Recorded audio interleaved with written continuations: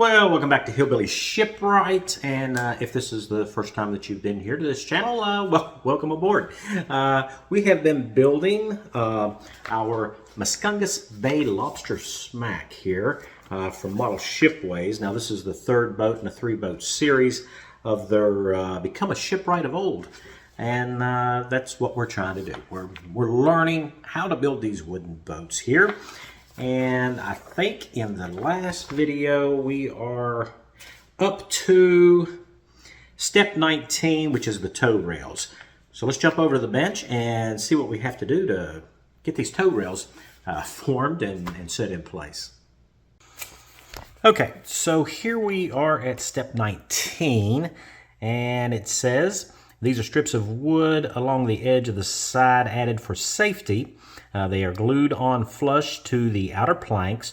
The 3/32 inch square section pieces of basswood are too thick to bend in hot water.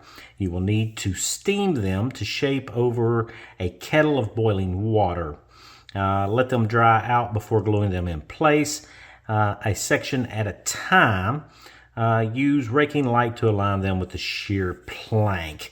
Okay, it also goes on to tell us here about the on the aft end of it there that you need to bevel it or round it, small radius there. And it also tells us some filler may be required outboard along the seam. Carefully check using raking light and make good any further defects. What's the odds of us having defects? Okay, so these are the pieces that we're going to be bending, and they are the 3/32. Mine are in 16ths, but yeah. So 1.5 16ths is 3/32. I've got another ruler around here somewhere, but they are quite stiff, and there's no way to do this without bending them with steam, because it's just not going to stay in place. It's not going to work for us. We're going to have to do something about that. Instead of using steam and well, we are going to use steam, just a little bit different way. And the way I'm going to do it is I am going to use my plank bender. And if you've seen the video when I did the review on it, it enabled me to actually bend some rather thick pieces of wood. So I'm going to be relying on this to provide what we need to get these rails to bend. So the concept is we're going to soak this in water. I am going to soak it and let it be completely wet. You know, I want it to soak completely through. And by adding heat to it, the steam will be injected, the water steam injected into the actual wood. And when it does that, it becomes a lot more rubbery and a lot more easily formed. As it cools, it will maintain the shape. So we are steam bending in a way. So I have my plank bender and the little rest for it so I don't burn a hole in my rubber mat there, and also the jig that came with it for bending different curves there. So we're going to be using these items to actually bend this. Now there is a different way to do this. Steam kettle, you can do it. If you have a soldering iron, I think you can use the barrel here on your soldering iron to accomplish pretty much the same thing. Just be careful, you don't want to do it on your mat. You're going to want to do it on a piece of wood or something to keep it up off your mat, because heat will warp and damage your cutting mat. So I'm going to go ahead and put these in water and I'm just going to do one at a time. Put this in water and I'm going to let it soak. I'm going to give it 10 or 15 minutes or so that it can soak up as much moisture as it can, and then we'll see how we can bend it. Okay, here we have our piece of wood here. This is our 3/32 by 3/32. I'm just kind of looking down it and see which way it wants to naturally bend. So I will put the bend towards the inboard because that's kind of what it naturally wants to do. So we're just going to help it out there. So we need to start a gradual bend there. So let me get oriented here. And just gonna, this has been heating up while the wood was soaking, so we're just gonna put some heat to it here.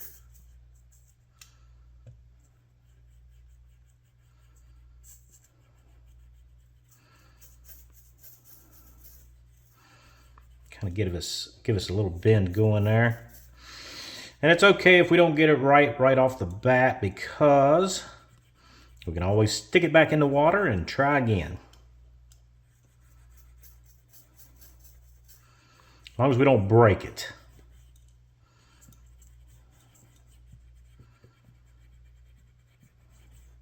So I need to check and see where we're at with our bend here. Probably a little bit too aggressive. While it's still hot, we can actually bend it around and set it. It actually doesn't look bad. It doesn't look bad at all.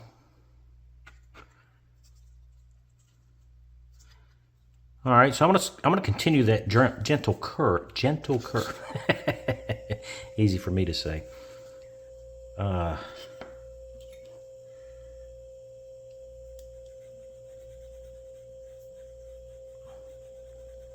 Let the heat do the work.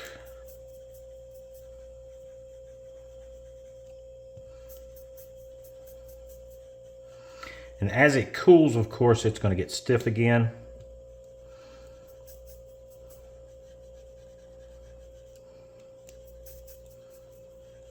So I do need to keep checking it, kind of see where we're at with our curve here. I don't want to get too aggressive with it, like I did right there, as you can see. I need to pull it around. It might actually help to just form it to the outside of the boat, more so.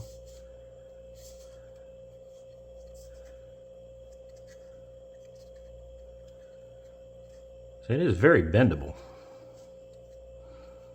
I do need it to come on around. Yeah. Keep our fingers away from the hot stuff.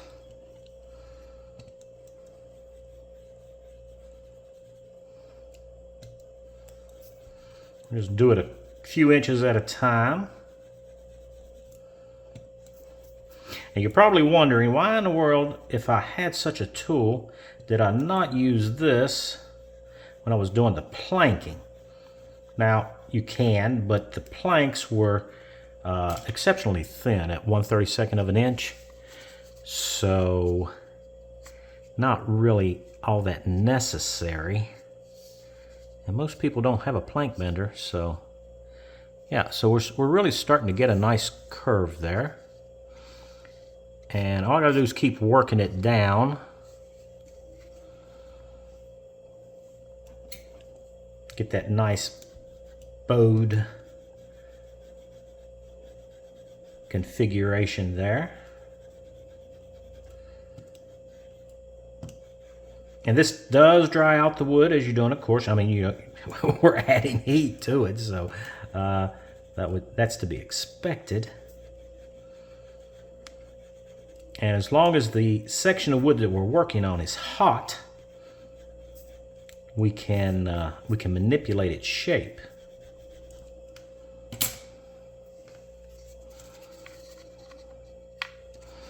I'm sure I've overbent it right there.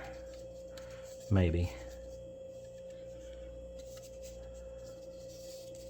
Yes. I have. So I need to correct that by just bending it back ever so slightly.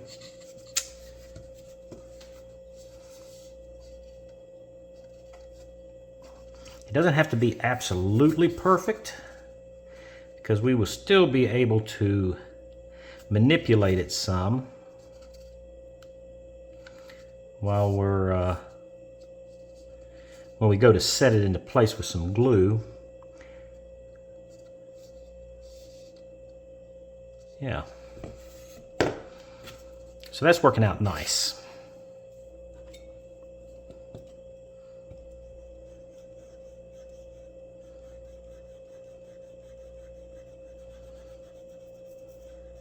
Now, if you think your piece of wood's getting too dry, you can always dip it back into the water, and then the heat will inject that down into the wood fibers and help with the bending process. We're going to be using this quite a bit. Now, the instructions do give us alternate ways of bending wood, but since we've got this little plank bender here, I don't see any reason why we shouldn't use it. I mean, that's that's why we got it.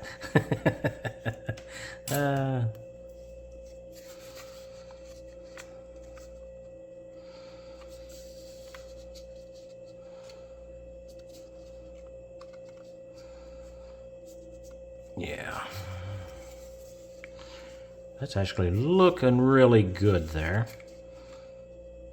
A little bit of correction there where I overbent. I'm going to start this turn on around here. So as you can see, it's going really, really well. So no reason to stop.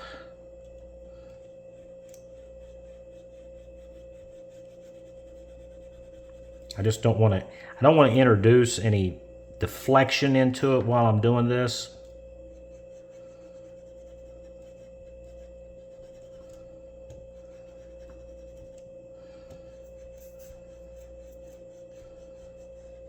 Just need to keep a gentle curve going. Get that heat into the wood there.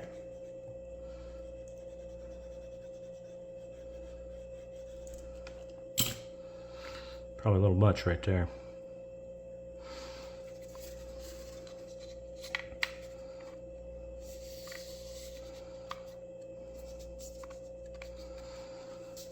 Yeah, buddy.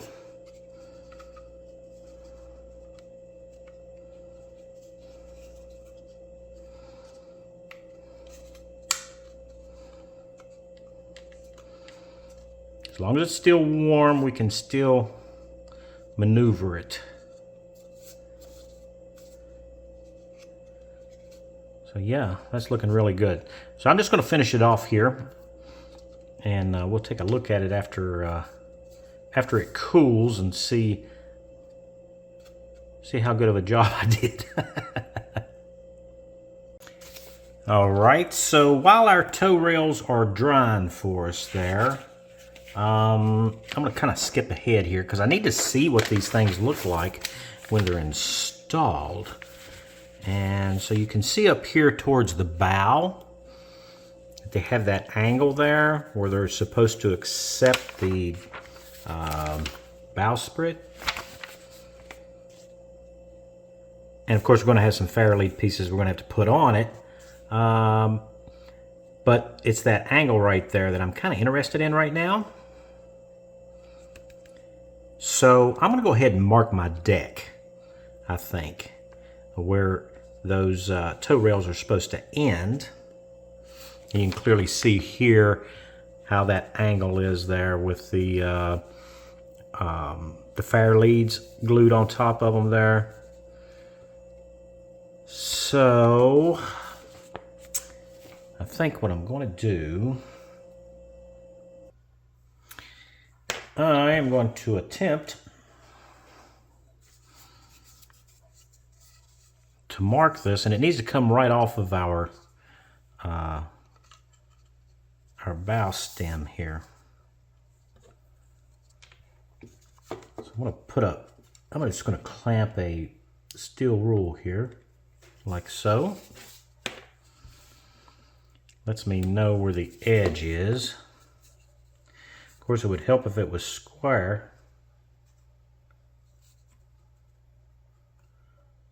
Now, that should be enough to get us where we want to be. I'm going to place another rule square up against it there, like so.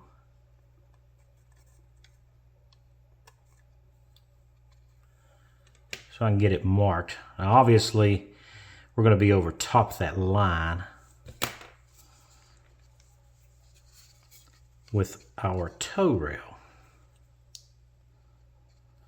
But knowing about where we need to be is probably a lot better than just guessing at it. if I can get this ruler clamped into place. There we go.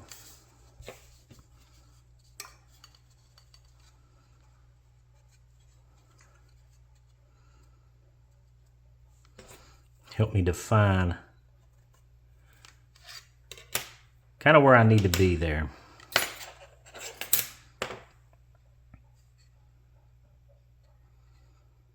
Yeah.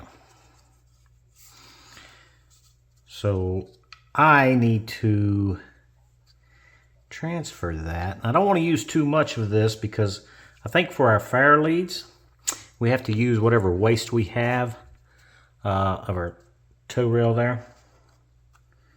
So I am going to be really careful to not cut more than I need, because otherwise I will have I'll run short, and I don't want to run short of material there. So I do need to extend that line a little bit more. I can't see it.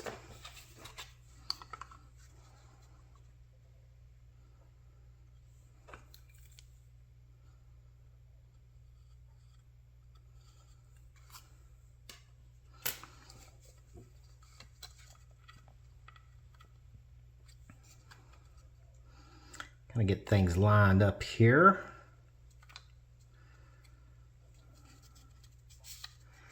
Now you could do this after you glue it on.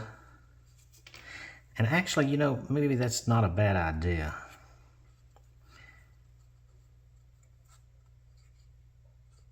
That might be better.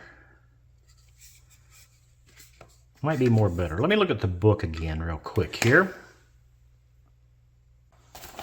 So yeah, on page 22 you can see where the bowsprit here. I believe I'm calling that correct. Yes, bowsprit. Comes all the way back to our Samson post. So it's going to pass between those.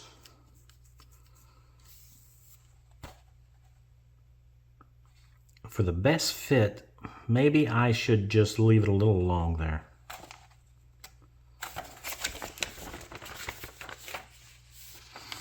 Decisions. So, I think it's probably what I'm going to do. I may just leave it a little long there. That way I can fit it to the bowsprit rather than cut too much and then the bowsprit have a space which we'll have to fill and touch up. And so I think maybe that's probably the best way to address that. So here's what I've done. I've put me a little mark there showing me my angle and just get that off the index line that we put on the deck there at the bow. So we know about where our yeah. What I'm going to do is I'm going to, now that I know what that angle is, I'm going to file it down so that number one, that I don't mix up which end is which. That's kind of a one of those things you don't want to do.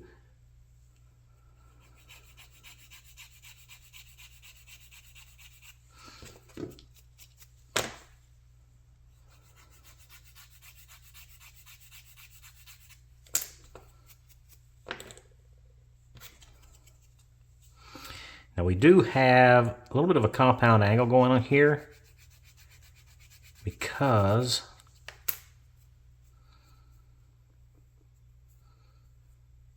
of the shape of the deck. The deck is not flat, which is going to make our tow rail tip outboard.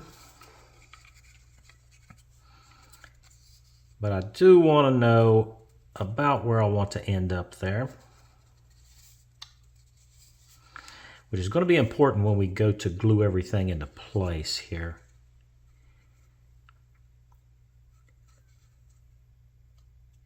Probably the best thing for me to do is go ahead and mark it on the inside.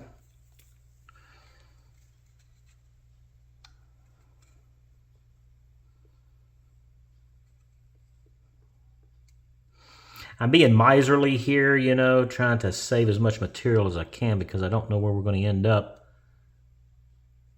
later. So that little mark right there is going to tell me where I need to set that. And we will trim these both starboard and port side tow rails to fit our bowsprit. That's the plan. Rather than to try to cut them and then the bowsprit be too narrow or something, you know, and it not would end up with gaps, and we'd rather not do that. So I'm trying to think ahead here. So with that done, and I know what that length is, next thing I'm going to do is I'm going to go ahead and mark where our drain is going to be. You don't have to put a drain in yours. It would help if I wasn't sliding around here. Let me zoom out a little bit. There we go.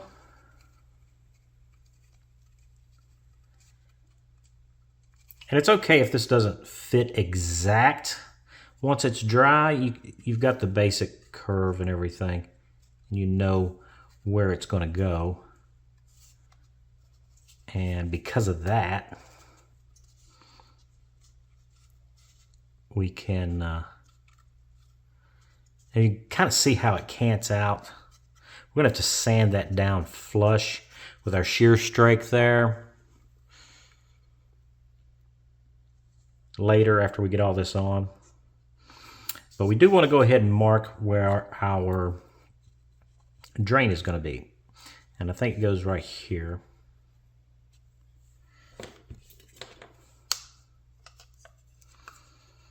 Really help if I had more hands.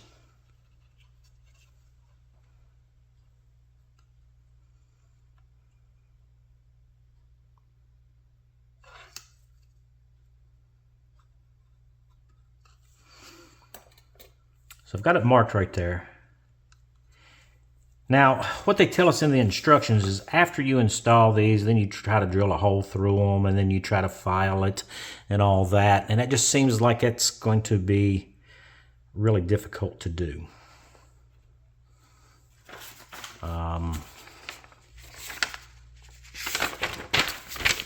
They talk about that right here. Optional extra detail. In the actual boat, there are slots in the tow rail for water to drain off the deck. You can carefully drill and slot them using a number 15 saw blade, as seen in the photograph on the next page. Drill from the inside, and you want to put a backer, backing the hole with a block of scrap wood to prevent tear out when the drill tip exits.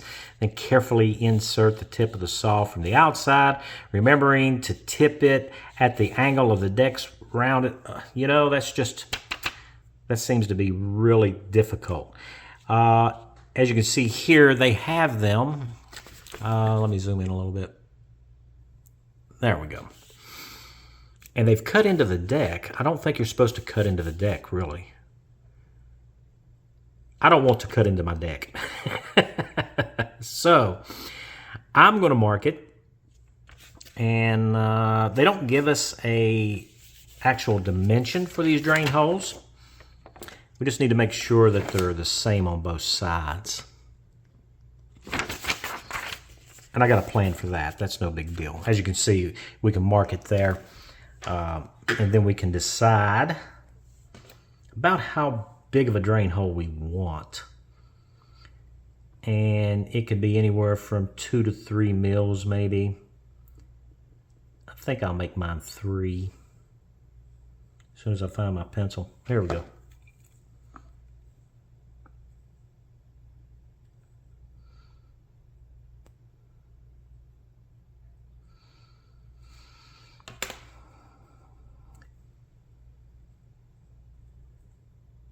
Now when I do this, you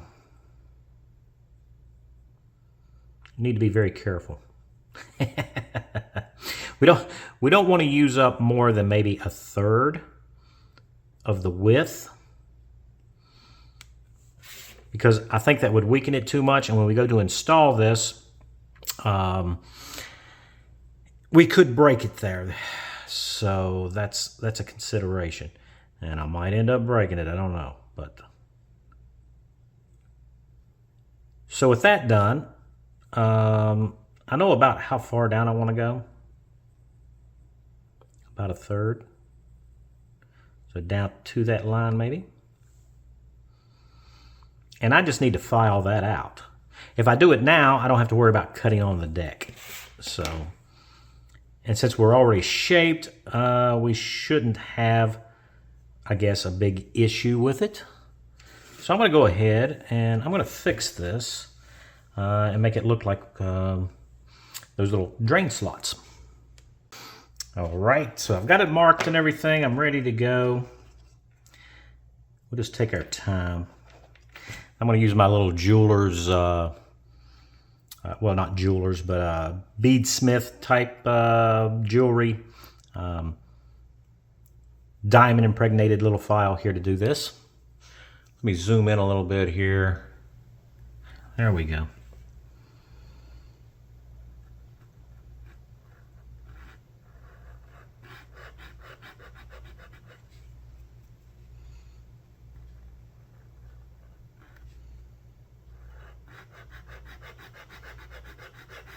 Am I shaking the camera?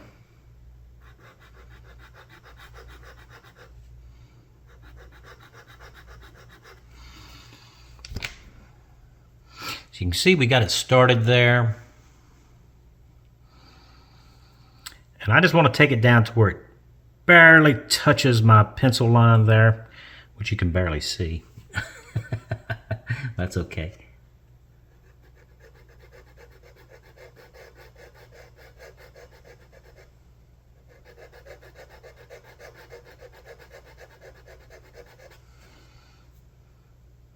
A little bit more. And we're going to do this on the other one too.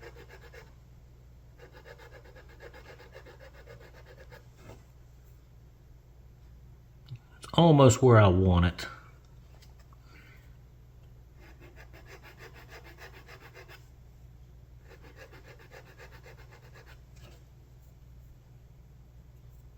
I think it's not very prominent, is it?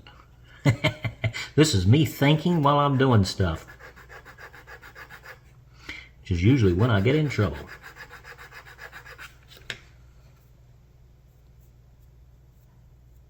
And we can always make it deeper. So I'm just going to take my knife here, very carefully trim out the middle of it. If you can see what I'm doing, I'm sorry.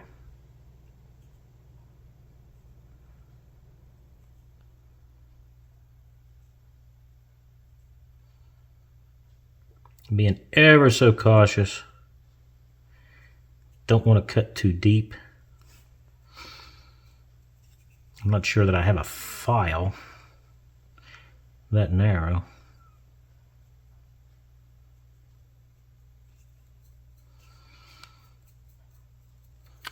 So yeah, I'm going to go ahead and trim this down. Probably I'll make it a little bit deeper. You can't really see it on the outboard side there till it looks right. And then we'll take a look at it and see what we got. So there we go with our little slot, our drain slot cut into it there, filed in. Just kind of want to see what it looks like on the boat before we totally commit.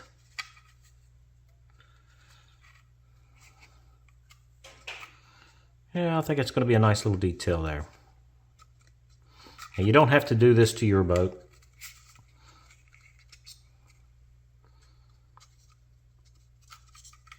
It is an option.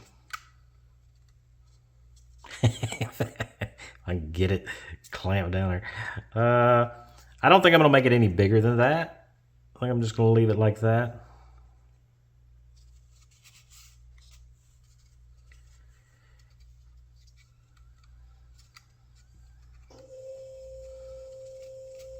Yeah.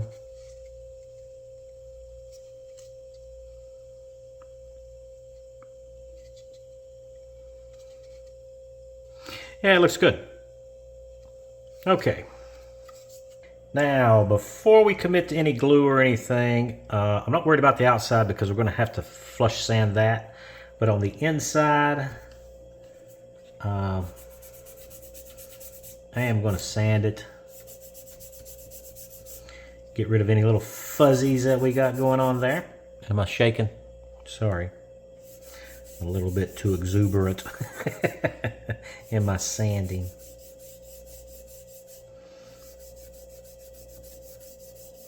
Just need it smooth.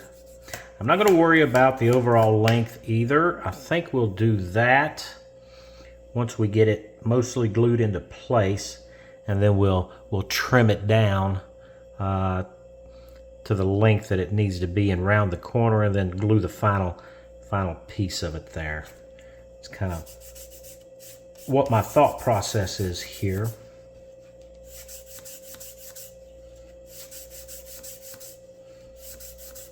Could be a good thing, could be a bad thing, I don't know, but it's kind of how we're going to do that.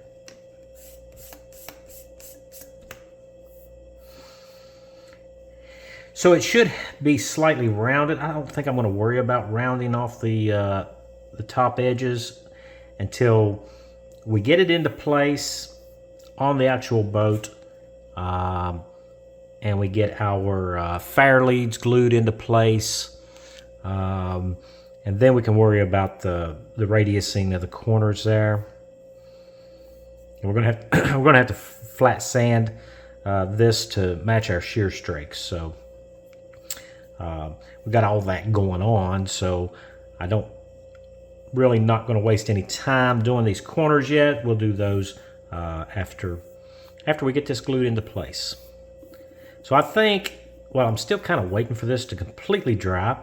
I'm going to go ahead and shape the one for the opposite side.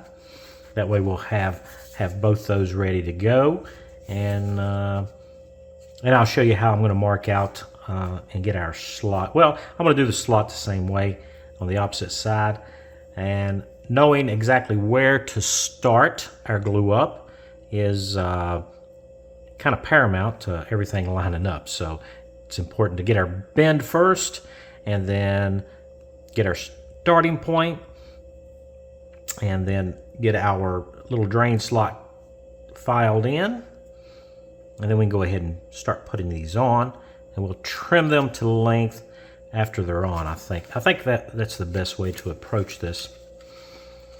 If I get this lined up here, we can glue it probably all the way down to here and still be able to manipulate it and trim it right where it needs to go. And we'll get them both trimmed, and then we can finish off the gluing of our tow rail down. So I'm going to go ahead and bend the other one. So I've got the other tow rail shaped. What I'm going to do now is I'm going to line up those little index marks that line up to the, yeah, one's a little longer than the other, but that's okay. That's not going to matter. And these are the marks that are marked on the deck here. Right here. And that's where the inboard is to line up. So I'm just going to run them together like so. And you can run down, and you can see where I've already marked it there. And that's where my drain needs to be on the opposite side. Now, we are assuming a lot of things. For instance, we're assuming that the shape of the deck is exactly the same, port and starboard, which we know they're not exactly, but this is plenty close enough for us to go ahead and put our drain in. So all I got to do now is I will just go ahead and I will file in my drain. Now, you don't have to do it this way. You can do it after these tow rails are already on the boat. But I just feel that it's much easier to do it now. than it's going to be to try to cut through and not damage the deck. So I'm going to do mine now. So I'm going to go ahead and get this one. Hopefully it'll look a lot like the other one. So I've got it started for the port side, but as you can see, they're not exactly matching. So I've clamped the two together. That way I can file in and get the curve right, so that they're going to be a mirror image of one another, or well, as close as it needs to be, I guess. That might be the better way to put it. Yeah, see, now that's much better looking. See, it's not one side straighter than the other, and we've got that nice curve going there. Yeah, just like so. So I'll flip this over and clamp it from the other side. So this will be the outboard. And I just want to make sure that we clean it up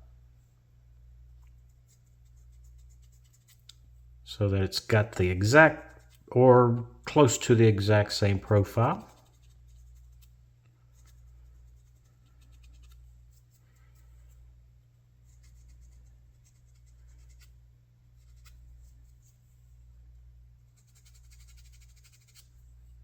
Yeah.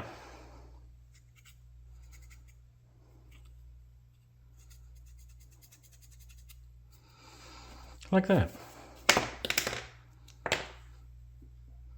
Yeah, those are going to look good.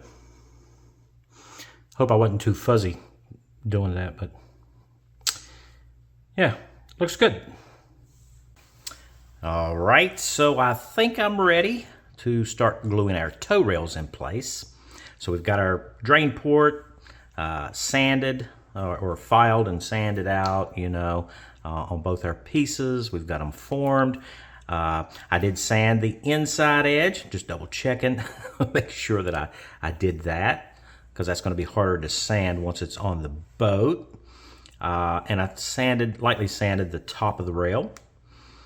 And I have it marked where I want my start point to be at the bow. And I've left mine a little long because I intend to trim those later to fit our bowsprit. So, in addition to that, we're going to have some glue. I got my glue set aside. Something to add to apply our glue with. I'm just using cocktail sticks. I do have some water and a brush, and that's for cleanup. So the key to success is to make sure that we've got everything laid out that we're going to need. Oh, to include a piece of a paper towel to wipe the excess glue off once we do our cleanup.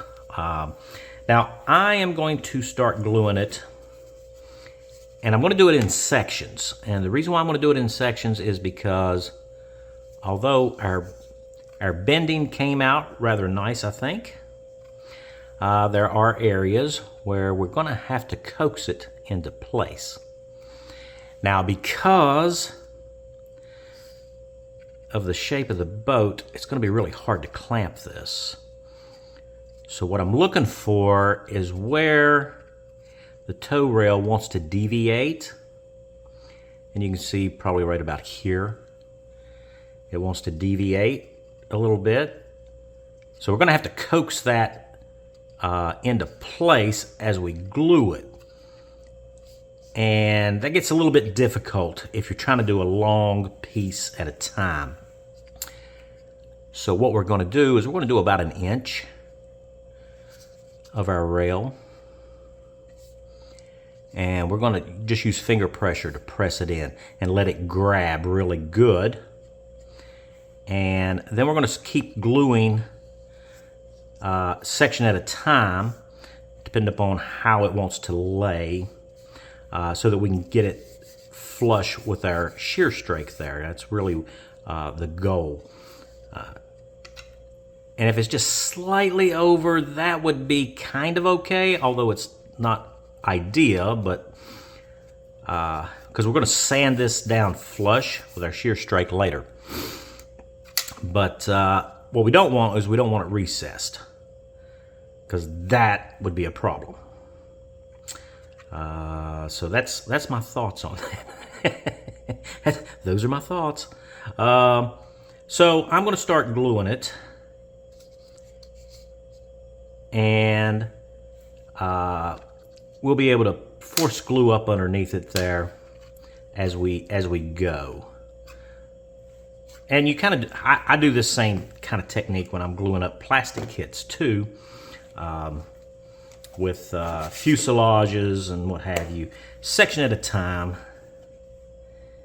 just to try to align the halves. In this case, we're aligning our tow rail.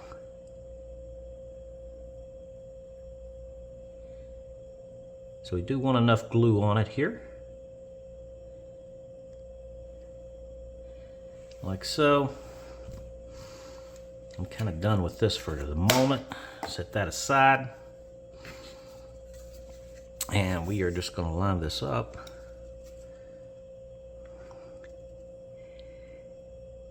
Now, no matter how perfectly you have set yourself up for success, inevitably, there's always going to be something that kind of doesn't work out.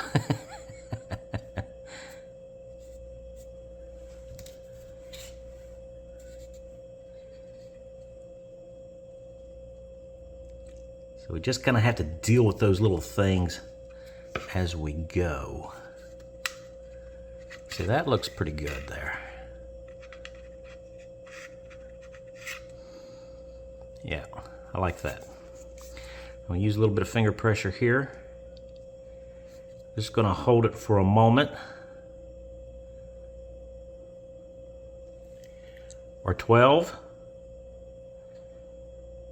I need to make sure that I've got all my squeeze out there and it's not lifting up. So it's almost impossible to kind of clamp this, because if you're using rubber bands or something like that, it's going to want to pull it off to the inside. And we don't want to do that, because pulling it off to the inside is going to leave us a little lip there, and we definitely don't want a lip. I need to make sure that I clean this up really good.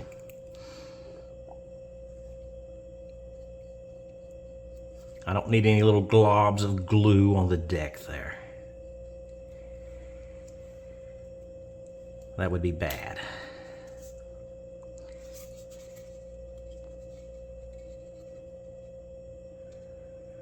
So that looks pretty good. I like that. That's all right. And I can still take it off if I need to. You know, straighten it up or fix something that wasn't quite right.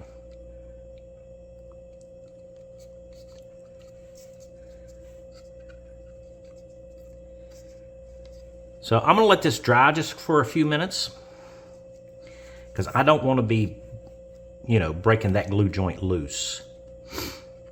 And I'm not going to start the other side until I finish this complete side. So the other thing of note is that I have left it long. And when we get down to gluing the final here towards the stern, that's when we're going to cut it to length and do our little round over on it before we finish gluing the rail in place. And I'm going to go ahead and mention this. I'll mention it again later on. Since we have our drain hole here, obviously this little spot is going to be weaker than the rest of the tow rail. So when we go to glue this section right here, we need to make sure that we are gluing it towards the bow and the stern at the same time. So we're going to glue both sides of this little drain here on that section. That way, if we're lifting our tow rail back here, we're not putting any stress on that on that weakened point right there, because it'll snap. we don't want it to snap. That would be bad. And I mention that now because I know somebody is not going to pay complete attention to it. They're going to tell me that I gave them bad advice. So I'm not truly giving you advice. I'm just telling you what I'm doing. And if it works out, then you go ahead and try it. If it doesn't, then you go ahead and do something else, I guess. So I'm gonna let that dry just a bit, and then we'll just keep on adjusting this as we go to get it flush and in position there. So yeah, I got a little gap right there, which means I have to pay attention to that when I go to glue that next section. Hold it down and get that glue to grab real good. So that's the plan, and we'll see how it goes. So our glue up of our tow rail is going pretty well. I just got to get the glue forced. Hopefully I don't break this. The thing that I have warned against.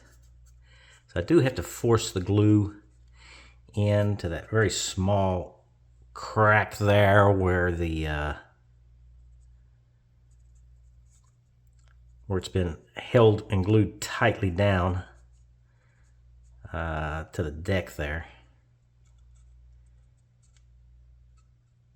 Not prying up too much on it, and I need to also glue past our drain hole here, because I don't want that to be an issue.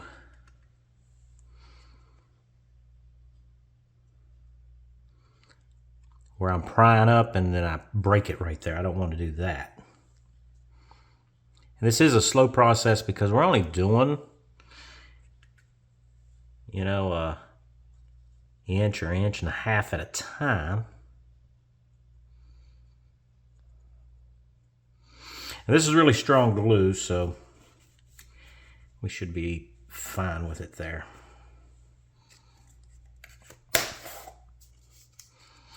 And I'm just taking it, lining it up where it needs to go, pressing it down.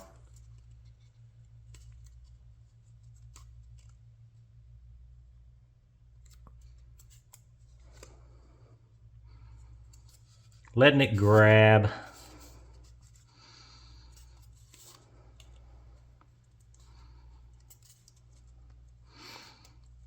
you get a much better result, as you can see there, from just doing just a few inches at a time.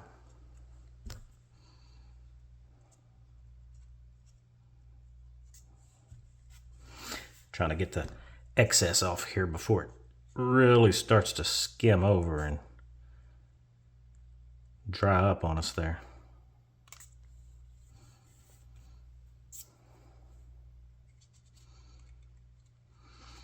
May need a little filler here and there, but I don't think we're going to have to use too much.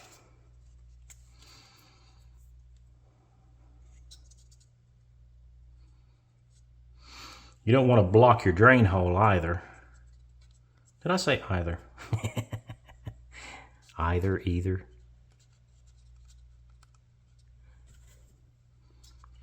So yeah, just getting it cleaned up there. I'm using that little piece of tape there where my thumb is to let me know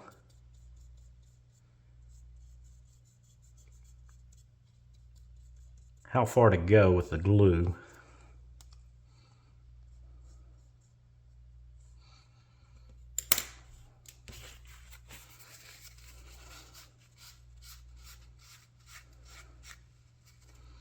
Don't want to go too far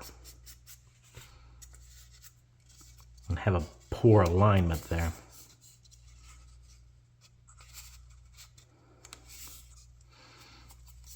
As we get further out,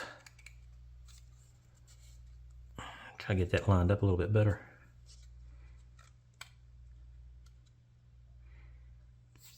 gets a little tighter because of the deck. It kind of course, it has this grade where it comes up.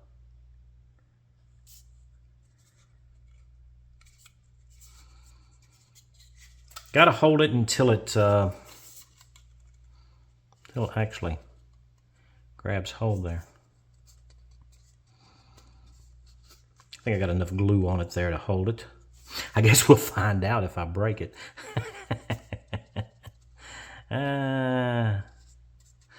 So that's the process. That's how I'm going about it. Because of the extra tension here, I do need to hold it a bit more, keep it in contact.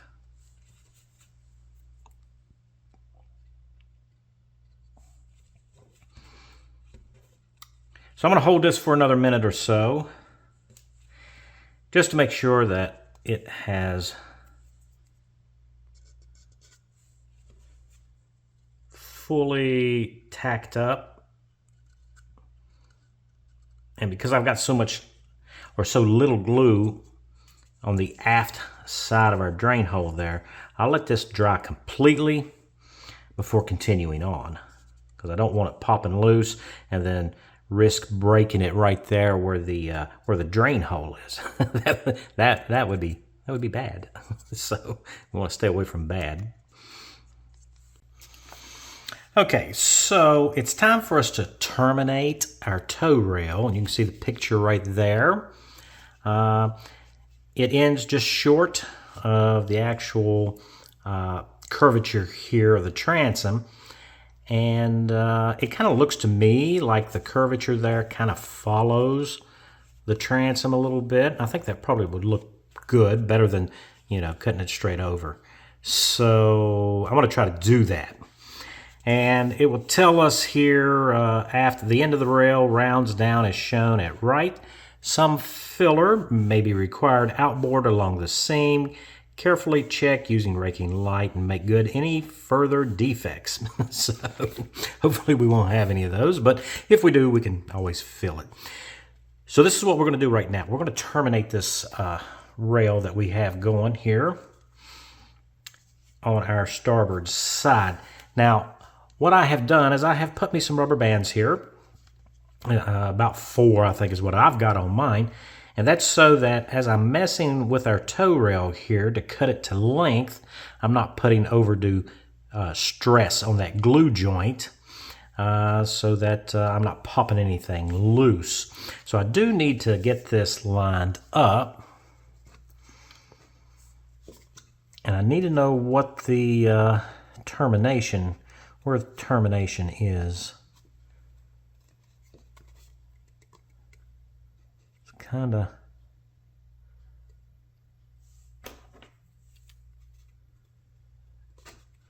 if I can hold it just right. Maybe I'm not holding my mouth right. There we go. So I'm going to mark it right there. So that's at the end of our of the lobster smacks. So I don't want it right on the end there. We need to recess it a bit. So we go back and look at our picture, which seems to be, to me, angle shown about half maybe. The picture's about half size of what we're doing here, because they don't give us any dimensions here. So you kind of just figure it out yourself. Whatever you come up with is fine. It looks like probably 1.5 or so millimeters, roughly. So 3 to 4 millimeters would probably be plenty. So what I am going to do is I'm going to mark mine out so that I know exactly where, if I get my finger to hook onto the boat without losing it, so that you can kind of see what I'm doing. I'm just lining it up with a tick mark there.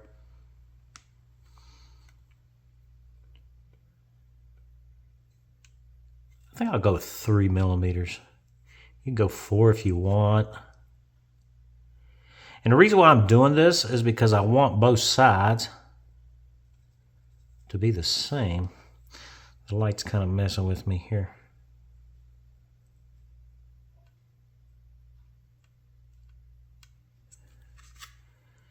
Yeah, that should be about right, I think.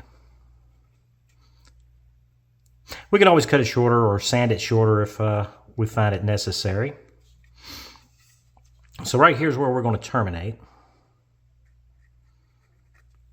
So I need to cut it.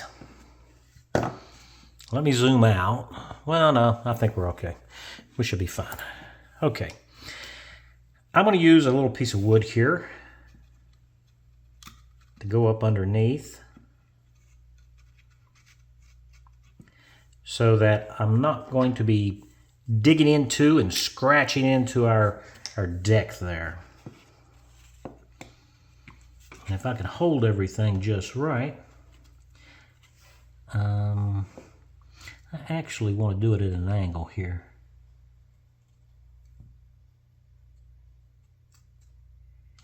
Kind of lining up with the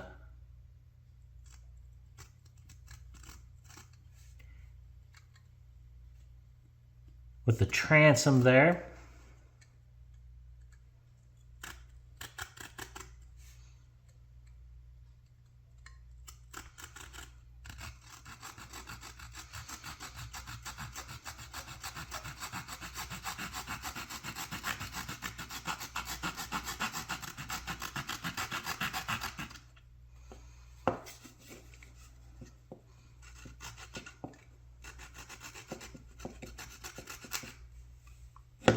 There we go.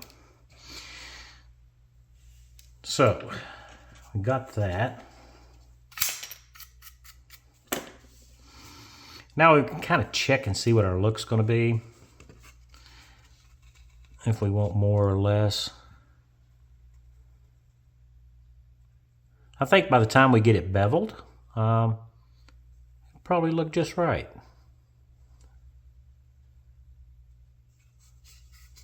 We can always shorten it later. So that looks pretty good. So we can go back to our reference picture here and see what kind of a taper we got. It looks to be kind of a long taper there, probably a couple of mils maybe. So just looking here, 2 to 3 mils more or less.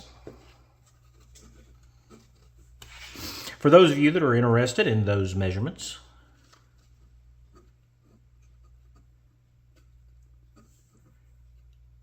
and you can always modify it. Just whatever it is that you do to one side, you need to do to the other. So I think I'm going to stretch mine out to about 3 mils.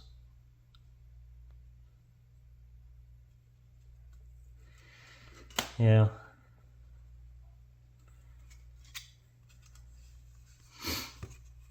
About 3 mils will look good.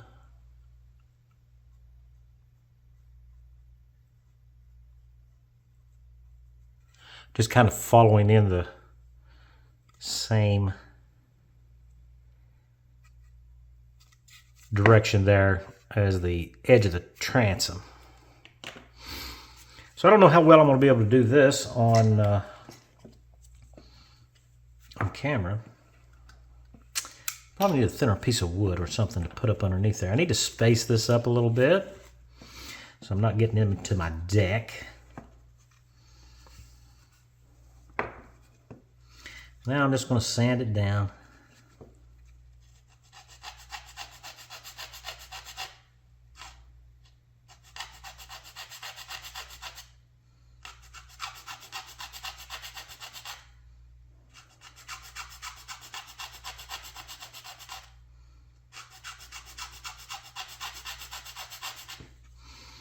As you can see, we got our radius started there. So it's just that really that simple. So I'm just going to keep doing this. till I get the profile I like. And then we'll be ready to glue it down. So I did move it back about another mil. So I got a total of 4 mils there for my taper. And I got it a little rounded there, just like so. And that'll give us this look here.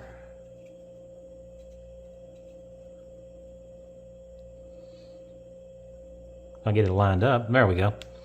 And see how I kind of follow the transom there? I think that looks better than if you were to just cut it straight across the tow rail. So that looks good. So all I gotta do now is go ahead and I'm gonna glue this side down. I'm gonna complete the gluing here. And then we'll be ready to do the other rail. Okay, so I went ahead and glued it down. Now, we're gonna have to do some sanding anyway, and I can already tell I'm gonna have to use some filler. But for the most part, we should be okay. That really looks good there. I had a funny little turn there, but it actually looks pretty good. Kind of like that. So I am gonna have to use some filler here, just right through here, I think. The rest of it should sand out nicely. But before we do any sanding or anything, I need to go ahead and put the tow rail on the other side. So I'm going to use the same method that we used to do the one on starboard side, and I'll put the one on the port side. So I'm going to go ahead and get this all glued up, and we'll take a look at it when I get it on there. Okay, so we got both of our tow rails on. Looks pretty good. I'm kind of happy with that. There are some little areas where I kind of overhang just a little bit. That's okay. We're going to sand that flush. But there are some areas here where we got a little lip going there. And we don't want that. And the instructions does tell us that we need to fill those areas there. Yeah, some filler may be required outboard along the seam. Carefully check using raking light. Make good any further defects. So that's what we're going to do right now. We need to go ahead and take care of that before we move on to our next step, which is going to be the rub rails. So we're going to be using our ochre water-based crack filler here, just like we did on our on the hull on our planking. So now I do want to show you this. Find my ruler.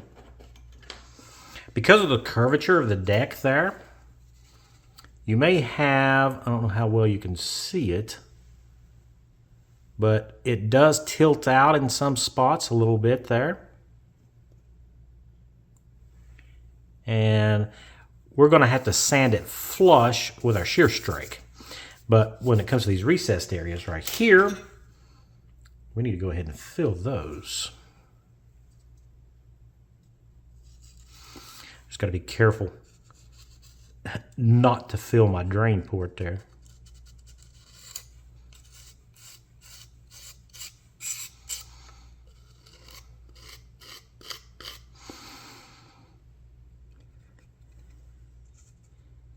So I am going to put this on.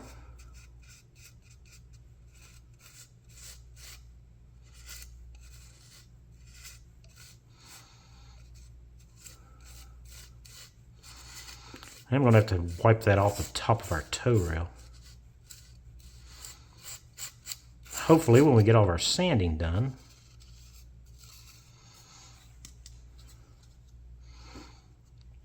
it'll be nice and smooth.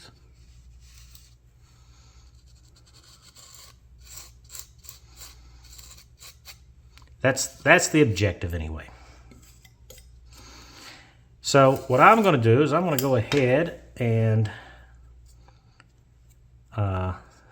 clean out my drain hole here. I'm going to go ahead and fill this one.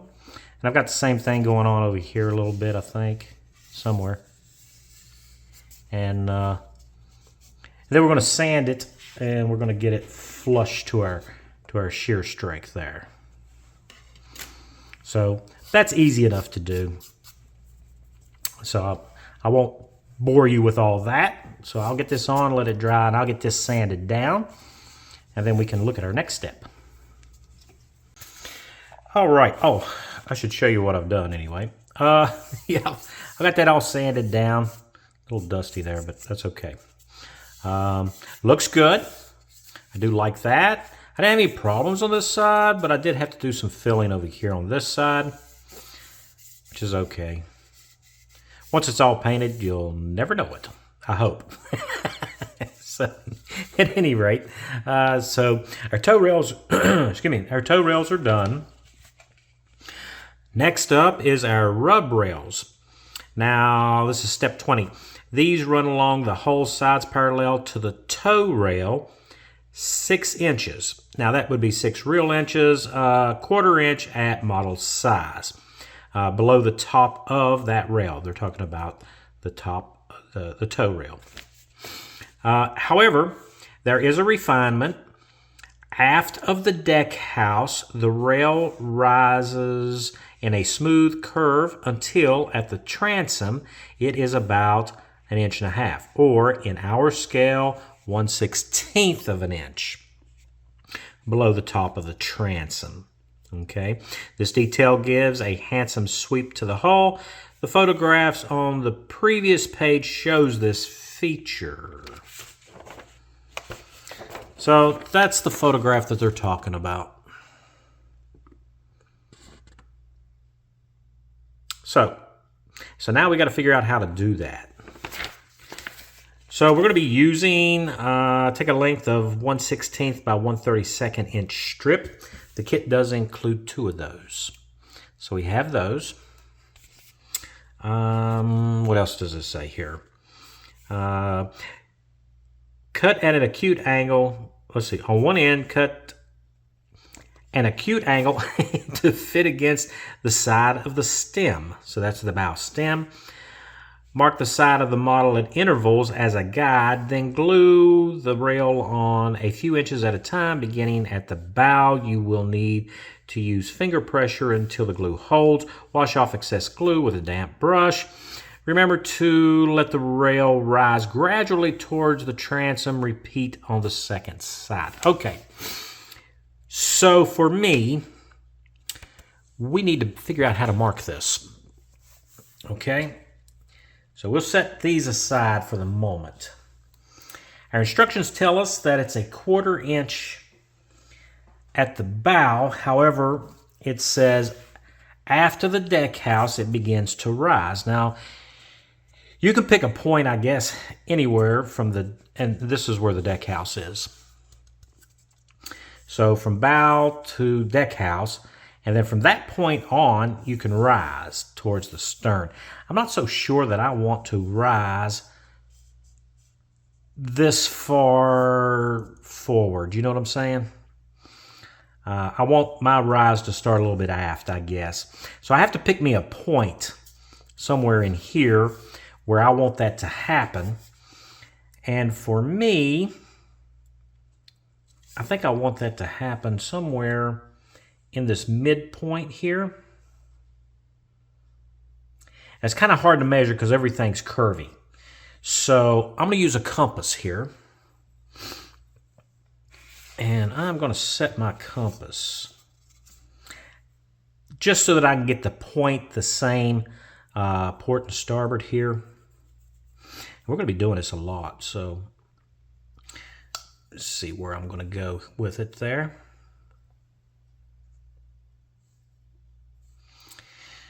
So I've decided I'm going to do it right here. This is going to be my reference here, these slots that are cut in the deck. I'll just use my compass here to make me a mark right here on the rail. Just like so. I'll come opposite and make me another mark. So I have a starting point. Is that exactly the same? Yeah, close enough. At any rate, I now have a starting point where I want my 1/4 inch marking to stop. So I'm going to take that bit of information right there, and somewhere around here I have, what do I do with it? Oh, there we go.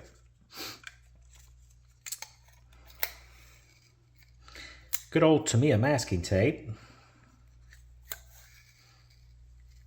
What you do to one side, you have to do to the other, so, or you should at least. So I'm going to put me some masking tape running 90 degrees to our tow rail at the start of that line right there. Just like so. We're just going to run this right over the edge. So there's one, more or less. And we'll do the same thing.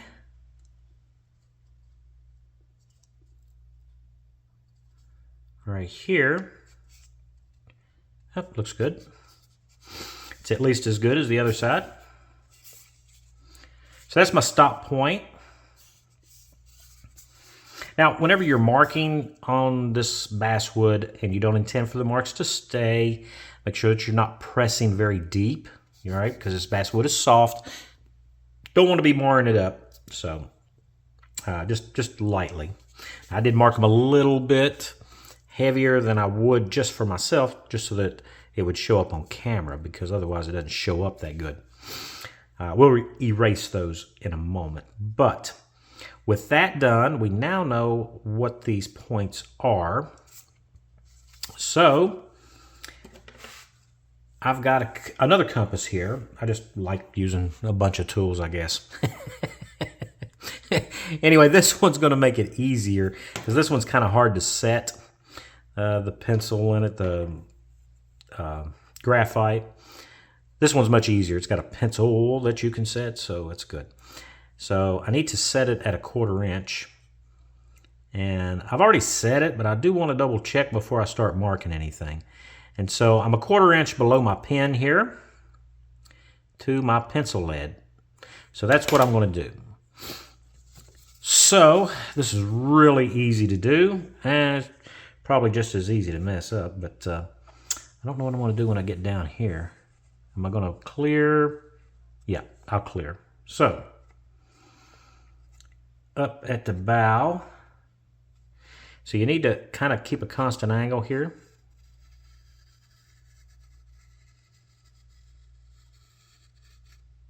Just like that. So we got our mark, more or less. So let me kind of refine that a little bit. There we go. Now, in case you didn't see exactly how that worked, I'm going to hold it like this.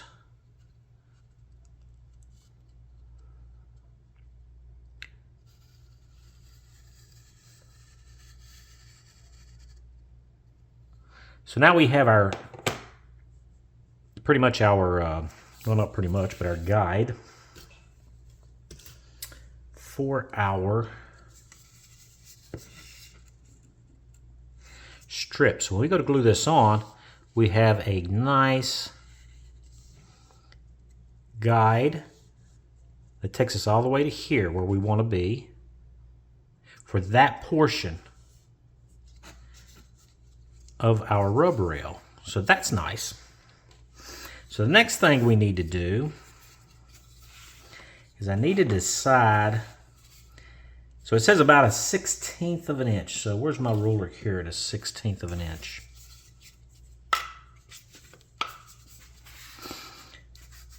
Careful, hillbilly, don't be dinging things up. So we want it to come out to be a 1/16 of an inch at the transom here.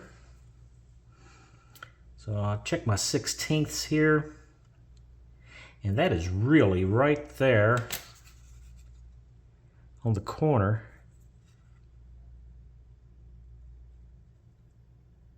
where I've got it sanded. That's convenient.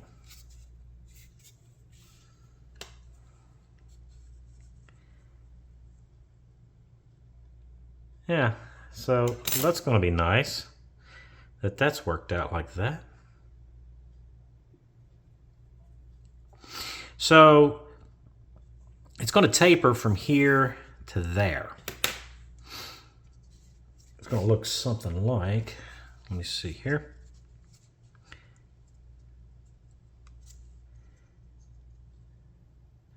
Like that. So the only problem that I have is I don't...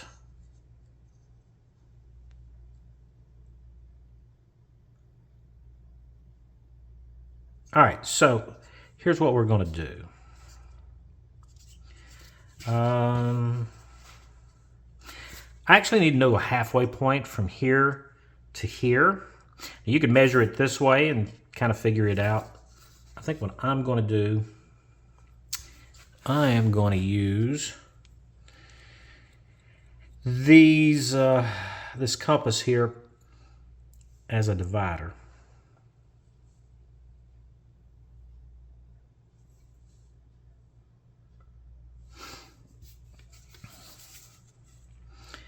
Now I want to sit right here. Put me a line there. Come over to the edge. Oh, that's good enough. That's a lucky guess. All right, so yeah, right here. Like so. Mark the other side. Like so. That's good. Well, that was luck. That won't happen again. So I know right here is going to be half of the difference.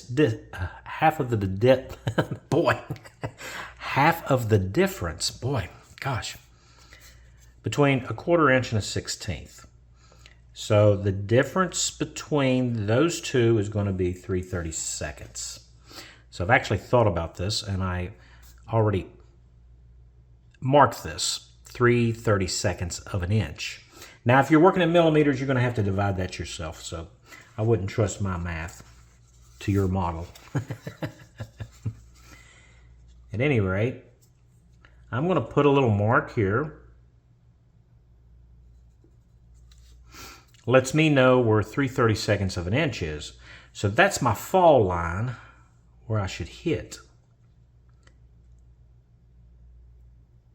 I think. So let's test this out. Let's see what it looks like. If I go on here, I do need to hold it rather snugly. So I need to hit that and that. That doesn't really look right. Oh, I know why it doesn't look right. It doesn't look right because we have our upsweep. Yeah. So there's a flaw in my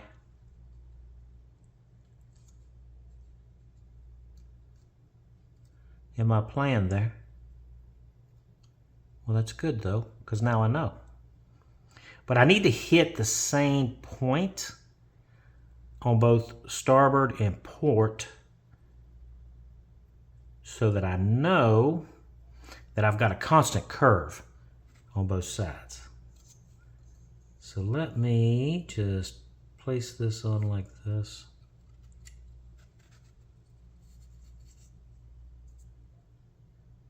So it's probably just a fraction difference than. I'll mark it right here. So this is why you don't just go with something. You always test your theories out. And I'm testing it out on you. Yeah. So that's going to look good, I think. So that's what I'm going to go with. So now I need to know what that measurement is, so I can put that on the opposite side.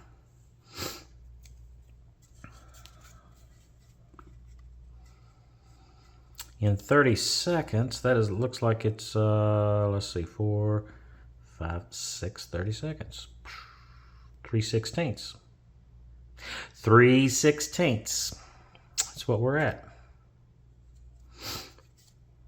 So I need to come over here and mark that. 3/16.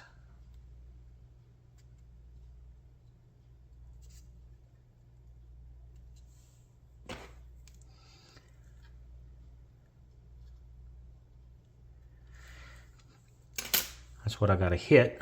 So, what does that look like? Make sure.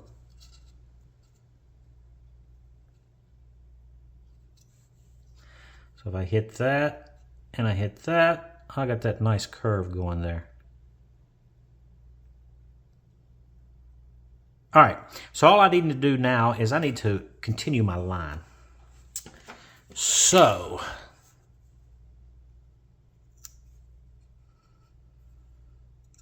I need this tape up. Probably should take this one off too. I'm going to need that tape.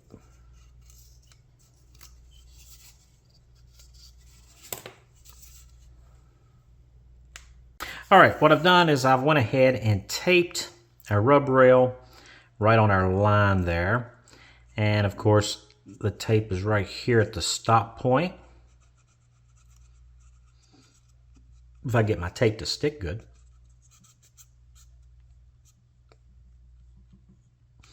Don't peel off. I need you to stay right there. I've taped it close like this so it doesn't bend in between the two tape points there. So now, we're just going to gently bend it up. We're going to hit our two marks there.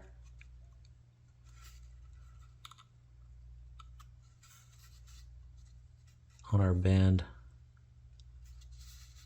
I think. Yeah, there we go. So I do need to put in a line for me to reference when I'm gluing this up, because as you can see, we're going to have to curve this as we go.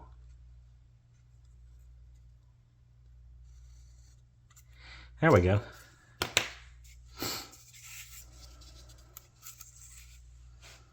I hope you saw that. I hope you saw that.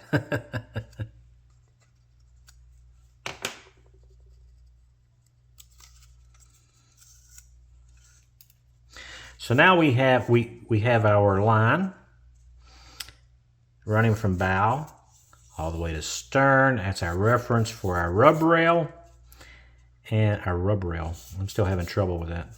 So all I got to do now is mark it on the other side, hitting those 2 points, and then we're ready to shape our rail. So let me go ahead and mark the other side. Okay, so the next thing we need to do to our rub rail, I'm having trouble with that word today, is we need to bevel the end of it there so it nice and cleanly intercepts our bow stem there. So I'm going to sand it.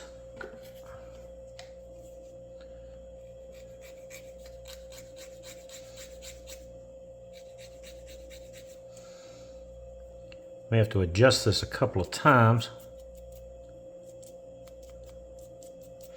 Need a nice clean joint there.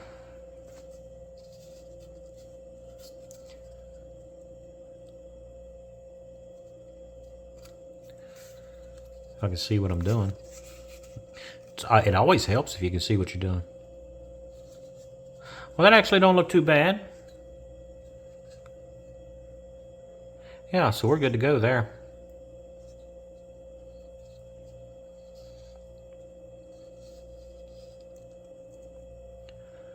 Just checking to see how the lay is going to be. Yeah. Of course, it's zigzagging all over the place for me. I think that's going to be okay. So, I think. I need to double check. Once we commit to glue,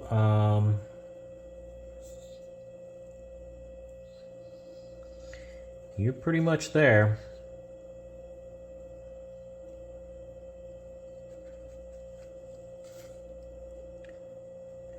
Yeah, that'll be fine. It's gonna look good. So the next thing I need to do, I'm gonna give it a preliminary sanding here. I need to sand the fuzzies off.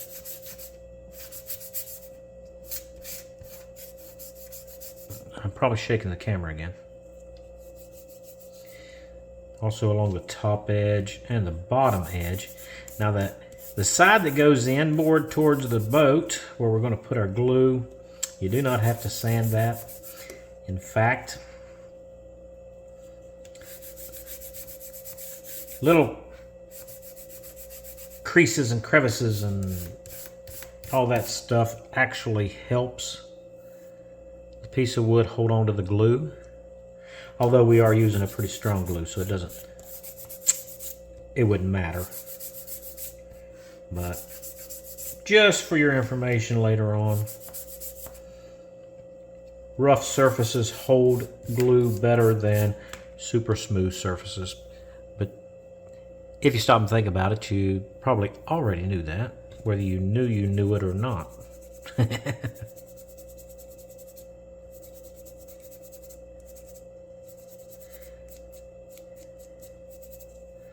Okay. All right, so all I have to do now is glue this into place. So I'll go ahead and get this glued into place. You don't need to watch me doing that. Fairly simple. We're going to do it the same way that we did our tow rail. Just a few inches at a time. And the reason why is because we are following a curve. You're not going to be able to get a consistent curve in one sweep because it's going to move on you, okay? So just do a little bit at a time, because if you don't, then you're gonna end up with something that you don't like. All right, so that I don't end up with something that I don't like, I'm just going to do about 2 inches at a time. Just hold it for 30-40 seconds and clean off the excess, and then just keep moving on down. It'll glue up pretty quick. All right, so here we have our rub rails on, and I like the sweep of them. They look really, really nice. Yeah, that couldn't have went better. So I did trim this one off while I was installing the starboard side one, because I kept running into it and I didn't want it to split down, causing a problem. So I cut it off, and now I need to trim off the other one. I'm just going to use my wire cutters for that. I don't want to cut it too close, because if I do, I may chip it or split it or pinch it, and it become visible on our rub rail there, which would be bad. Just going to eliminate the majority of it. Now, our instructions don't tell us to sand these flush with our transom, but I guess by now they expect us to know to do that. So what I'm going to do is I'm going to go ahead and I'm going to sand these down and get them flush with our transom.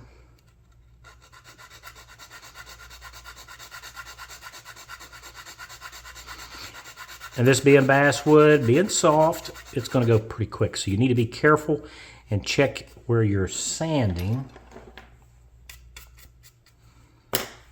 just so that you're not getting into something that you shouldn't.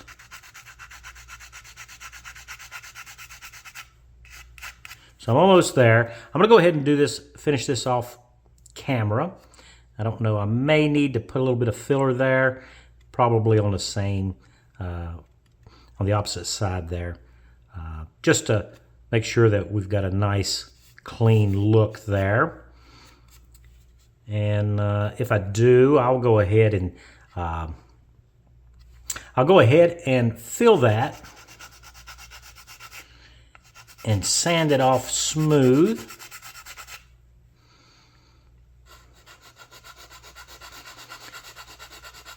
so that we got that good clean look there on the stern there at the transom. So I'm going to go ahead and take care of these, and then we'll take a look at what else we have to do. Okay, so I've got them trimmed down and sanded. They look good. I didn't have to use any filler or anything. These spots that kind of look like a gap, it's actually wood glue. And it's been sanded and everything, so it's semi-transparent, making it look like it's a gap, but it's not.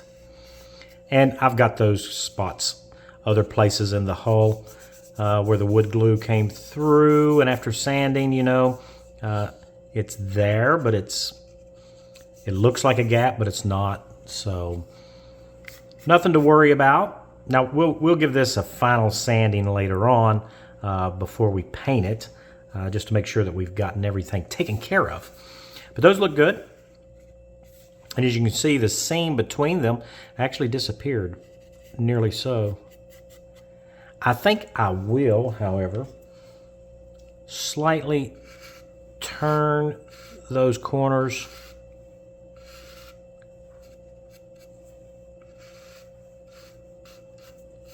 like that.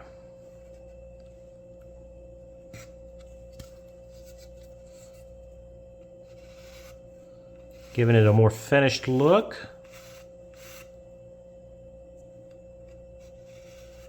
I'm just using a foam core sanding stick for this.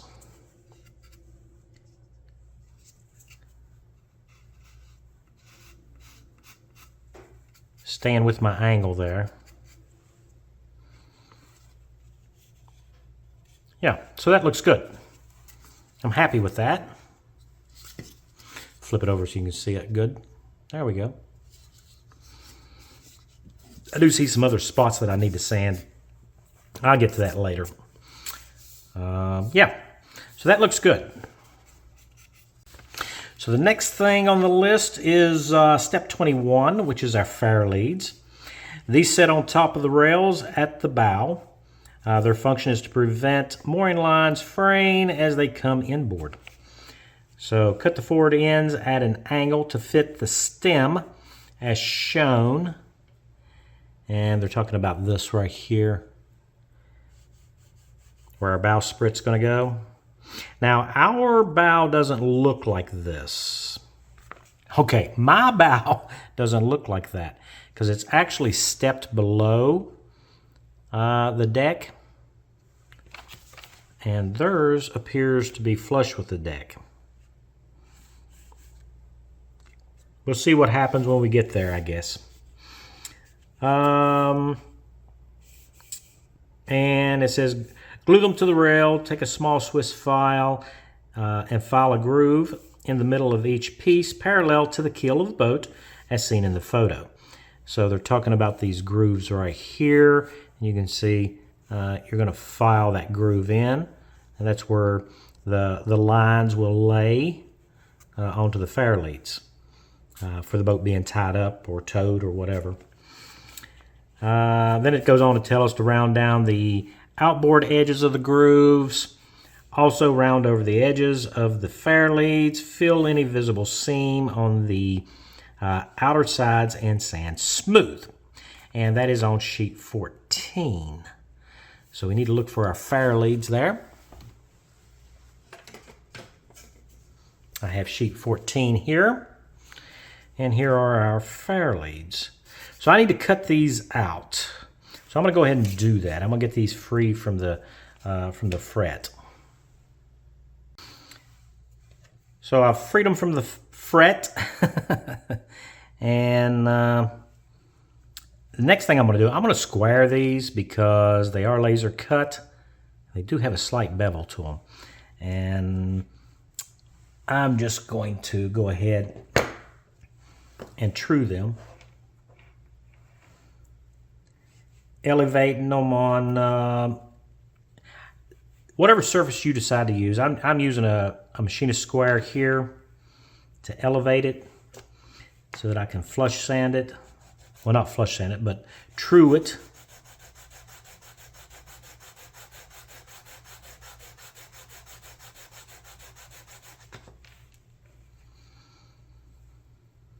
Don't have to remove all the char, but you can tell that it wasn't perfectly flat there. See that?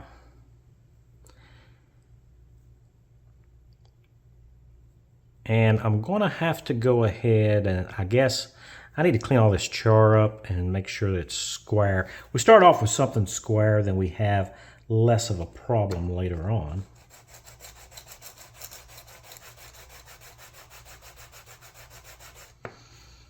Less of a problem. So, yeah. So I'm going to take and clean the char off of this one.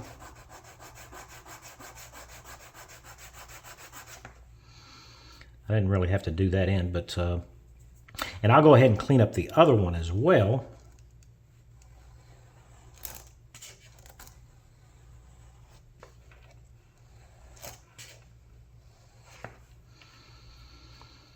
Yeah, like that.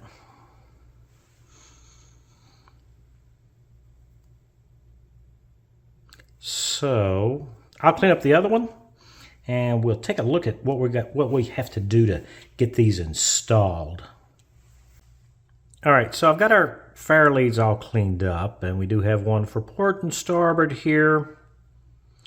Just double checking to make sure they're the same size, and they are. They're the same size.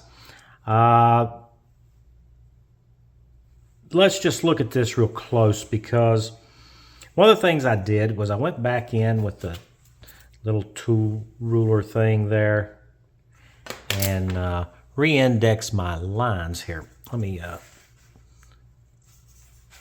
get situated here. There we go. Kind of zoom in a little bit here so you can see the lines. So these lines are true to our to the bow, left and right, or starboard and port. That means that the outside corner of our fare lead needs to be at least as far forward as that line. Because of that,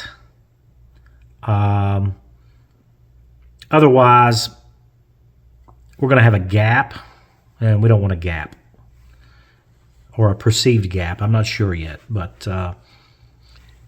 kind of see where I'm going with this. So that's number one. Now the other thing is, of course, if both these are on an index line, they're going to run into each other. So I do need to taper them on the inside so that I can get them fit correctly. So I'm going to have to do that. The other thing that I need to do, I need a different setup here. Let me zoom out just a little bit here. Whoops, wrong way. There we go. So another thing that we need to do, I need to think about this a bit. Do I leave it the way it is with that curvature? I think that's going to be fine, to be honest with you. I really do. But one thing that you can probably see, let me see if I can zoom in so that you can actually see it. And that's the width. Our fare lead is actually a little bit thicker. Yeah, see, it's a little bit thicker than our tow rail. So how am I going to do that? I guess for me, I'm going to line it up to the exterior, outboard I should say. And then I will just use a rifler or something and sand it down on the inside flush. We'll have to true it on the outside too. But that's going to leave us with a question mark. Well, a question mark at least for me. which is where this actually ends on the tow rail. So I'm going to mark it just like that. Now with that marked, I need to pick me a point that is relatively the same, both port and starboard. So we'll zoom back out. I'm going to use my compass again, and I'm going to set my compass in the back of this hole here for our I think it's for the mast stays. And I'm going to set my compass to the to where that line is.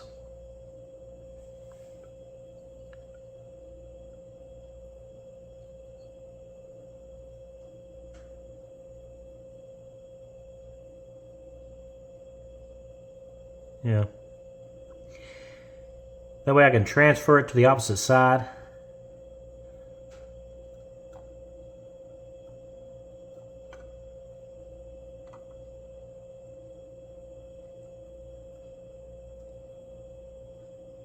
So I'm a little off. Need to go out a little bit more.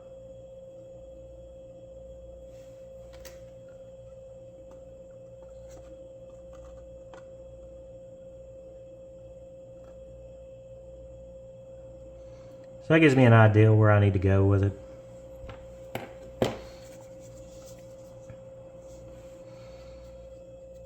So that they both end up in the same spot.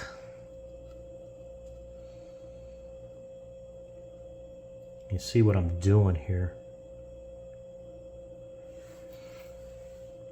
So I am going to go ahead and sand off, or sand us a bevel in, to where I can get these two to kind of meet. Because I can't get them on there the way they are. So that's kind of where I'm at there.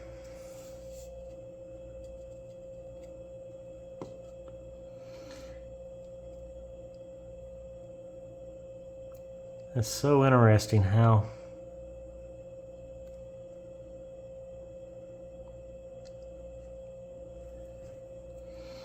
just trying to be as precise as I can be.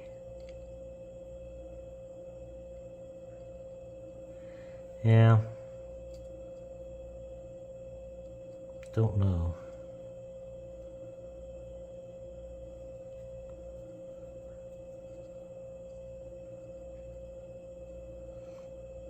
Because these pieces are so close together, if we're not really precise about what we're doing here, it's going to be very visible. So I don't want that to happen. So I'm going to trim these down so that I can get them to go in, and they'll be on my line, I think. Double check.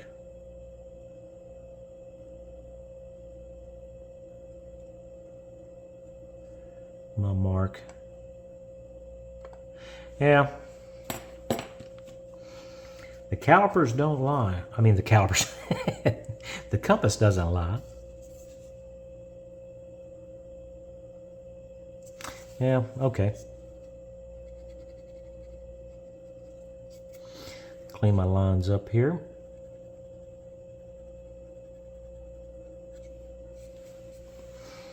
So I'm not indexing off the wrong thing. So I'm going to go ahead and sand those down so that so I can get them to meet. And now I know how far back they need to start and move forward towards the bow. So that's how I'm going to deal with this situation. So I do need to get the inside edges sanded down. There's going to be some excess there that we're going to have to trim off later. Not really worried about that. I'm worried about getting these on and getting them sanded and getting our fair leads cut in. So that's what we're going to do. So I'm going to get these sanded and then we'll stick them on there. Now what I've done is I've actually gone ahead and attached this one here to the starboard side, and I've got it flush on the inside, the inboard. On the outboard, though, it's not quite flush. So I'm going to have to flat sand that in, and that's fine. And you can see how much it sticks over in order to give us the room or the amount of material that we're going to have to trim off for our bowsprit, and that's fine. So I need to let that dry before I start sanding on it, before I'll break it off. So one of the things that I'm doing,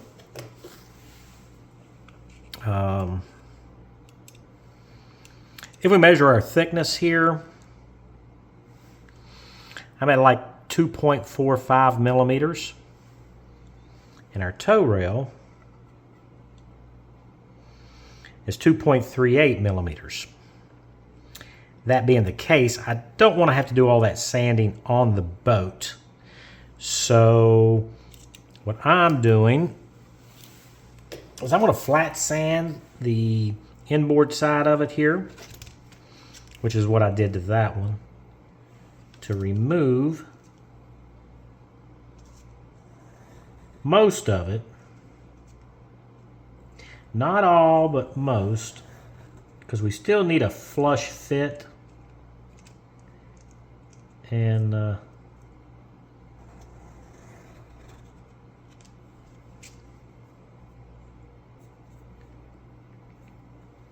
just keep checking it.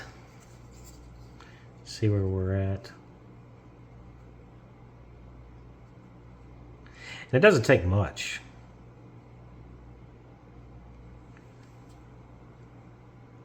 I'm actually almost there. So that's what I'm going to do. I'm going to sand it. Sand it a little bit more. And I am going to go ahead and mount it in place. And of course, I want the aft end of it to end up on my index marks there, so that they're across from one another. And it can be a little disorienting if you're looking at the very front ends of them here, the forward ends. So just keep that in mind. That's the reason why I went ahead and marked it back here. If you're trying to line it up forward, because we are having to leave just a little bit more in the front, up towards the bow, so that we don't end up with any gaps when we put our bowsprit on. So that's my thought on that. And I could be wrong, but this is this is what I'm going to do.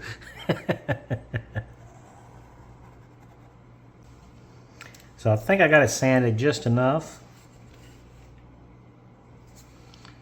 I'm going to go ahead and apply some glue here. You need a lot less glue than you think you do, because that is going to squeeze out.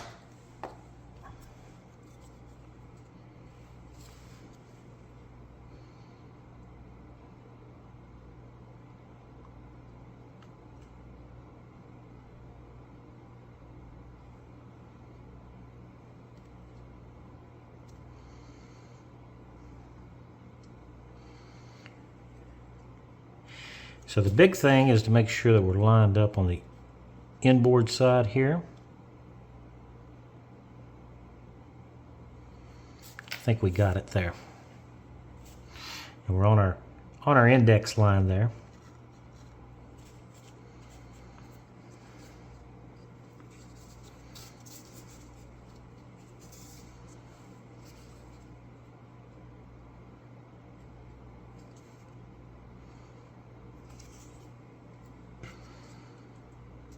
Okay, so there we go. So I need to let that dry so I can flush sand the outside of them there.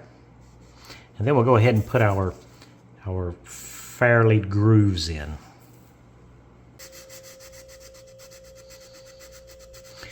So I have let this dry quite a bit, and I am probably for about an hour. I think I let it dry. So what I'm doing now is I need to sand them flush, and I'm just checking my vertical on it there.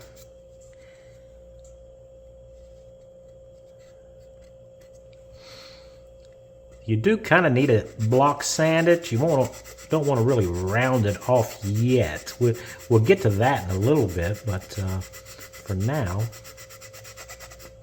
just got to get the curvature of it correct there.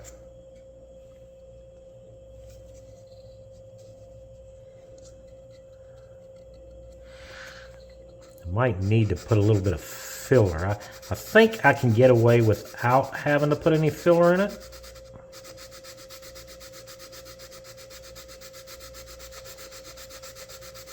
Just lightly sanding it here. I think we're in good shape there.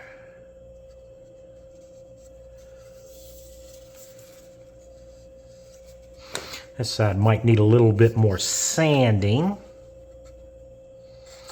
But it does look pretty good.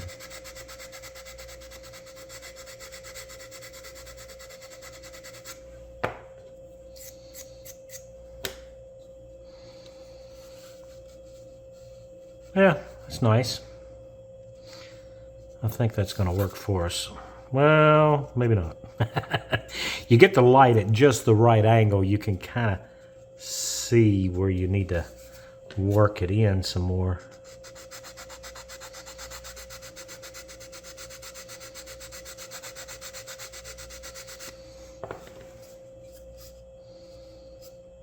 Yeah. I think I am just going to put a little bit of filler on these and sand it down flush again. So let me go ahead and do that. I'm going to put a little filler on it and then sand it down nice and flush. So as you can see, I did put some filler in and I did sand it down. I can still barely see my laser mark there, but you know, that's okay. That's fine. One of the things that I need to do, you can do it or not do it, it's just entirely up to you. I'm going to reestablish these boundaries here for port and starboard for our here we go. For our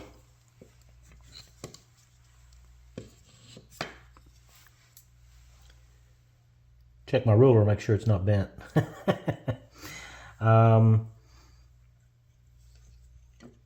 Coming straight off of our bowsprit there.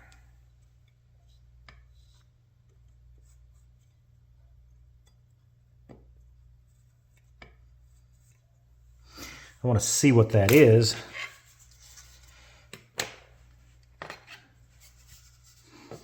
That way, I can be more sure. More sure? More sure of our fire leads here when we go to file in the grooves there.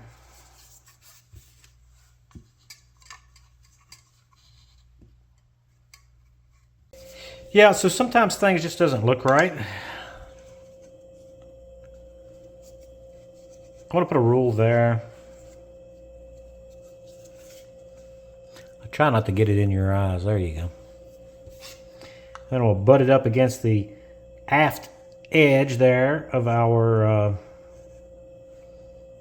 fire lead blocks.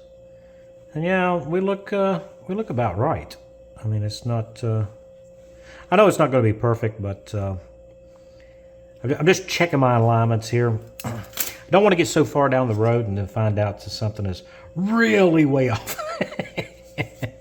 At any point, I do have it marked there where I can follow along. Now, if you see right here, the slight outline for our fire lead that they have laser cut in,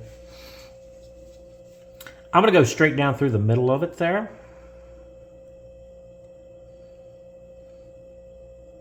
And I'm using my beadsmith diamond impregnated round file here to do this. It's sharp, and I should be able to get me a trace path going in the right direction. That's the biggest thing.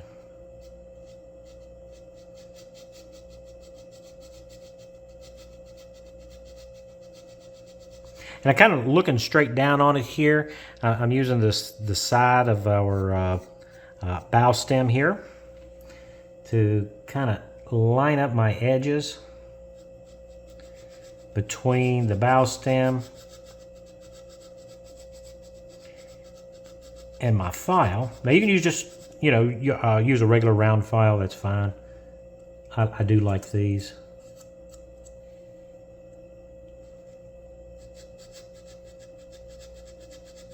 So there's that one started. It might be a little bit further inboard than I would have wanted, but that's okay.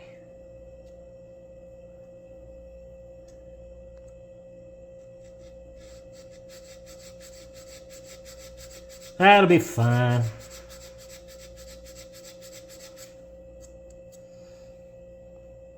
So now I need to start the opposite side.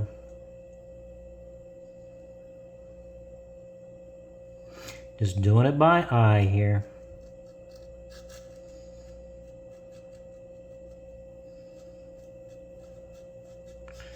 Looks about there. So the important distance that I need to pay attention to, it's going to be the distance between, that's hard to see, isn't it? Get the light right. Maybe you can see it. The edge and there, and the edge and there. So this one needs to roll outboard just a little bit.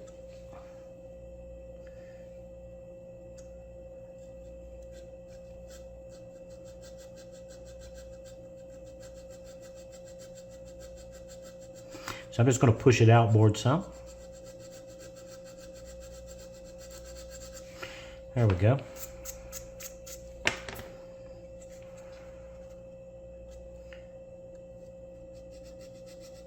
I gotta be honest with you, those laser cuts that they put into it kind of mess with my eye when I try to align this. So the hardest part is getting started. Once you get started, you kind of know where to go with it. So we are started. That doesn't look bad. Yeah, just kind of ignore that gap there. Just kind of ignore that. So the whole idea is we want it to look like this right here.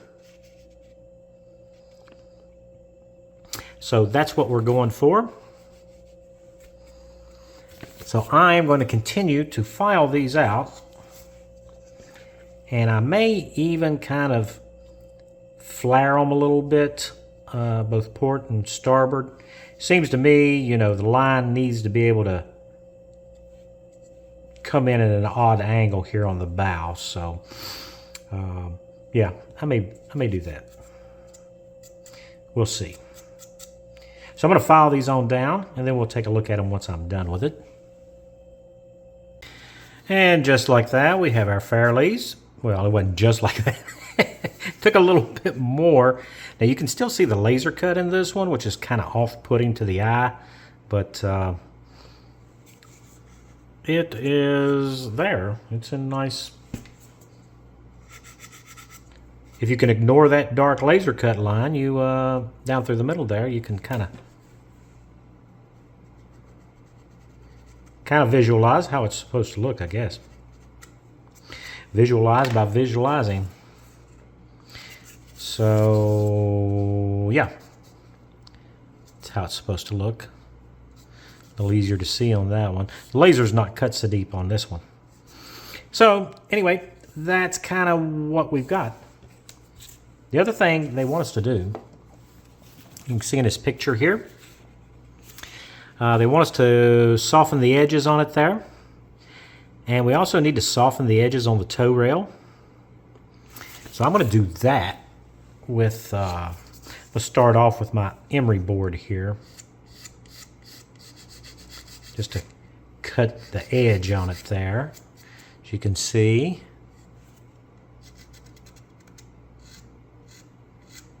I don't want to sand any flats on it though.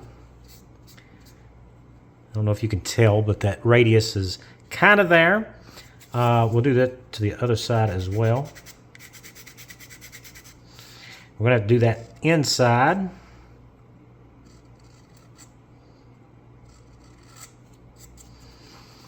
So we'll do that right here.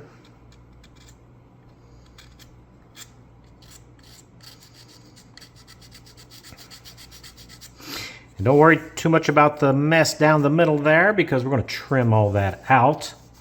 I just don't know how much needs to be trimmed out yet, because I don't know the measurements or the dimensions on the bowsprit. So I have kind of forced mine together there, where we have enough material we'll be able to trim out, hopefully, and keep from having any gaps for our bowsprit there. We don't want that to happen. So I'm going to cut this edge.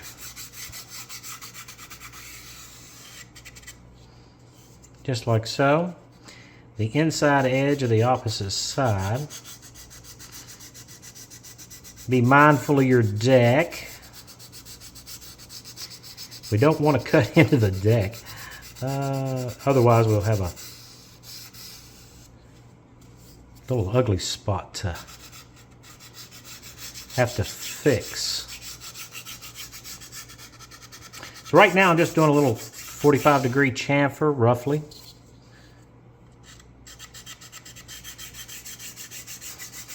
Just like that. Then I'm going to come back with a sanding stick here. We're going to clean that up. This will also give it a very light radius. And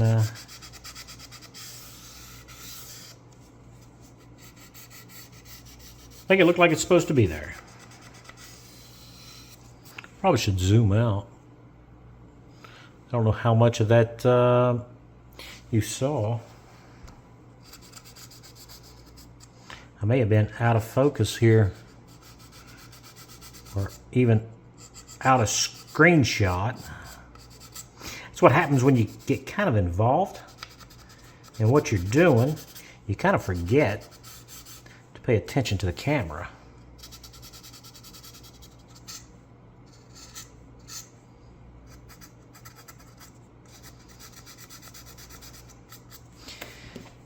So that should just about do it. Now at any time you can go back and until you get paint on it, you can go back and kind of refine all this stuff. The other thing that I am going to do is I'm going to come back and, whoops, shaking the camera. I'm going to get rid of all these pencil marks that I have on our tow rail when we were setting up our rub rail there.